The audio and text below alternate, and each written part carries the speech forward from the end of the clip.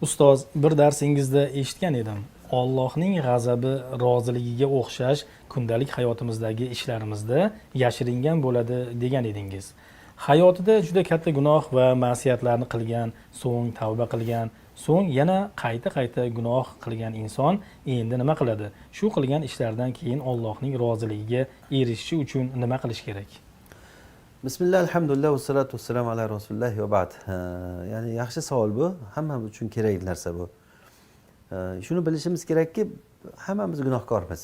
Ya'ni gunoh qilmaydigan odam yo'q. Hech kim farishta emas.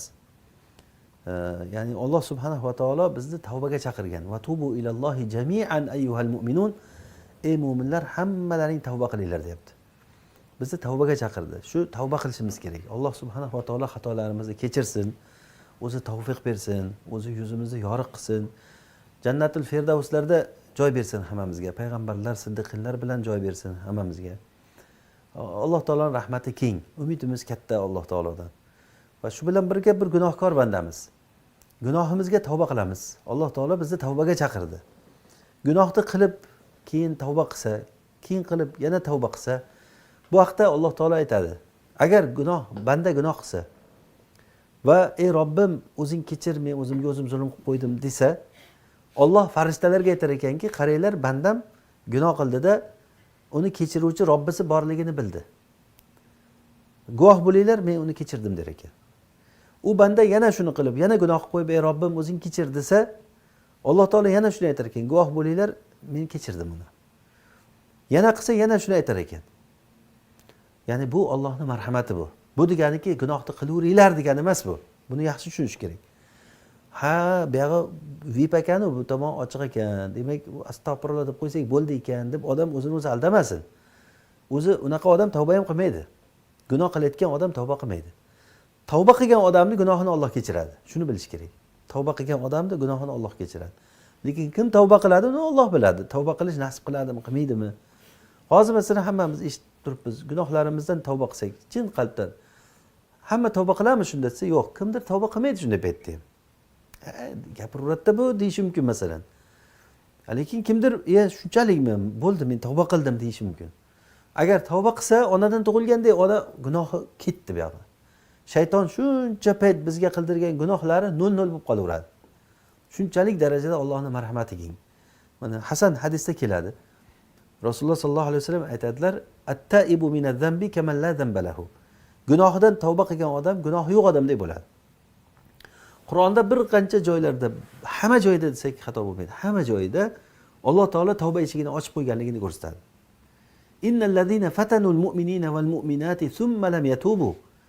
Mu'min va mu'minalarni fitnalantirgan, ularni dinidan qaytargan, ularni olovlar bilan yoqqan, kofir bo'lasam bo'lmasa yoqamiz deb yoqqan odamlar agar tavba qilmasalar, ularga jahannam azobi bor deyapti Alloh taolo.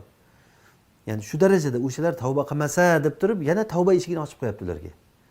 O'shalargacha tavba eshigi ochilgan. Tavba eshigi hamma uchun ochiq. Ikkita holatgacha, to o'lim g'arg'araga kelguncha yoki bo'lmasa quyosh teskarisidan chiqquncha. Bu ham yaqin qoldi. Qiyomat alomatlari o'zi ko'rinyapti. Qiyomat alomatlarini o'qiganda odam ko'radiki, yaqin qolibdi juda ham. Bu xuddiki haligi munchoqda ipi uzilganda tipirlab to'kilib ketadi-ku, o'shanday holat kelyapti hozir. Yaqin qoldi, ya'ni Dajjol chiqishiga, Yajuj Majujlar chiqishiga, Iso alayhisalom tushishi, Mahdiyning chiqishi, Iso alayhisalom tushishlari, bu narsalarga juda ham oz vaqt qoldi. Va undan ham ozrog'i o'limimiz bizda. Agar o'lmasak uni ham ko'rarmiz balkim. Lekin o'limimiz bizga hamma narsadan ko'ra yaqin. Mana shu suvni ichishdan ko'ra men uchun o'lim yaqinroq. To'g'rimi? Masalan, hammamizga ham shunday. Oladigan nafasimizdan ko'ra o'lim yaqinroq emasmi masalan? Nafasi ham chiqargan nafasni olguncha o'lib qolishi mumkin odam. Demak, tavba o'shangacha ochiq degani juda ham shoshilinglar degani. Hali qilaman, hali umraga borib kelib tavba qilaman, hajga borib kelib tavba qilaman deb aldanmang. Yoki qilib yurgan yaxshiliklaringiz bilan aldanmang. Mana yaxshi qilyapman, buni qilyapman deb aldanmang. Mana bu narsa odamni aldab qo'yishi mumkin. Shuning uchun inson tavba qilish kerak bo'ladi. Bu hozir mavzu keng mavzu. O'zi men joyida o'sha hozir darsda eshitganman degan birodar aytayapti. O'sha joyida bu narsani kengaytirib aytganmiz buni. Bu shundayki, Alloh subhanahu va taoloning sunnati shunaqa ekanki, Allohning rahmati bitta narsaga agar Alloh rozi bo'lsa, odamni kechirib yuborar ekan hamma narsasini. Haligi kuchukka suv bergan ayol masalan kechirib olmadimi masalan? Yoki Abu Muso al-Ash'ariyning hadisini aytganmiz. Bitta kulcha nonni Alloh uchun berib kechirilib ketgan gunoh. Bitta kulcha non uchun. Bir odam yo'lda ketayotgandi, yo'lda ozor beradigan, musulmonlarga zarar beradigan bitta tosh yotuvdi. O'sha toshni chekkaga olib qo'ydi. Alloh uni qilgan ishiga o'zi shukr aytib, uni gunohini kechirib yubordi. Shunchalik Allohning marhamati keng. Va bu tomondan Alloh taoloniga ochiqdan ochiq ma'siyat qilib, qilsa nima qilsa qilaversin deb turib, Allohga ya'ni shariatga oyoq qo'yish va unga xanjar ko'tarib chiqish shariatga. Mana bu Allohning g'azabini keltirayotgan narsalardan. Bani Isroildan ikkita odam bor edi. Birodar edi, bir-biri bilan tanishdi. Bittasi gunoh qilaverardi, hech to'xtamaydi. Bittasi uni qaytaraverardi. Oy, qurib ketgur, to'xta, qilmagin. Keyin oxiri bir kun aytdiki, haligi odam qo'yasanmi yo'qmi? Men bilan Robbimni o'zimga. Men gunoh qilayotgan bo'lsam o'zimga qilyapman. Senga nima dedi?